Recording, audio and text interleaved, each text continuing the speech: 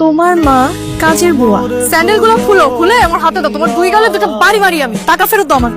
তুমি প্রয়োজন আমার সাথে সম্পর্কটা রেখো না। আরো বাজে কিছু বলতে ইচ্ছে করলে বলতে পারো। টাকাটা খুব দরকার, বুঝছো? মনে করো ভিক্ষা দিচ্ছ, কেউ তুমি ভিক্ষা ফেরত দেয় না, তাই না? যা, দিলাম ভিক্ষা।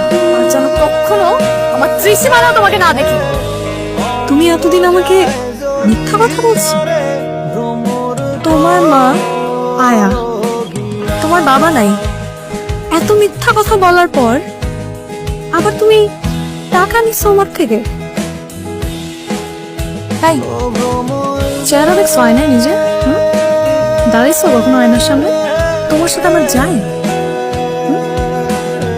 মানে বাস্তবতা বলতে তো একটা জিনিস থাকে, তাই না? রিয়েলিটি শব্দটা শুনছো কখনো? স্যান্ডেল গুলো তো তোমার, স্যান্ডেল গুলো খুলে আমার হাতে দাও। তোমার দুই গালে দুটো বাড়ি মারি আমি। টাকা ফেরত দাও আমার। এক্ষুনি আমার টাকা ফেরত দাও। আমি ছেলে মিথ্যাটা বলে টাকাটা নিয়ে যেতে পারতাম, কিন্তু আমি সত্যটা বললাম। টাকার জন্য সত্যি বলছো? এগুলো উদ্ধার করে ফেলছো। তুমি এক্ষুনি এই মুহূর্তে আমার টাকাটা ফেরত দাও। আর এরপর এই চেহারা জীবনেও যেন আমি না দেখি।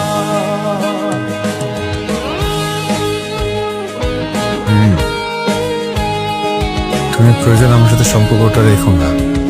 আরো বাজে কিছু বলতে ইচ্ছে করলে বলতে পারো। টাকাটা খুব দরকার, বুঝছো?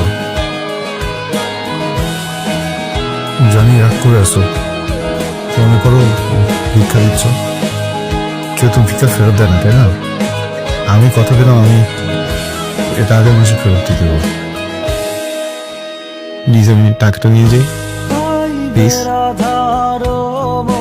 প্লিজ। ভিক্ষা লাগবে না? যা, দিলাম ভিক্ষা। এই টাকা তুই রাখ।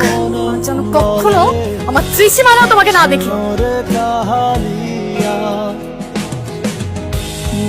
অসংখ্য থাকার সাথে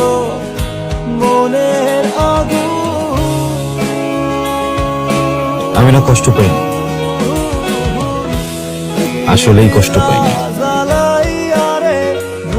যে জিনিসটা ঘটবে এর আভাস আমরা যখন আগে থেকেই পাই, তখন আর কষ্ট পাই না। এটা একদিন হওয়ারই ছিল। আমরা যা ভাবি তা ঘটে গেলে সেই কষ্ট আমাদের ছুঁতে পারে না।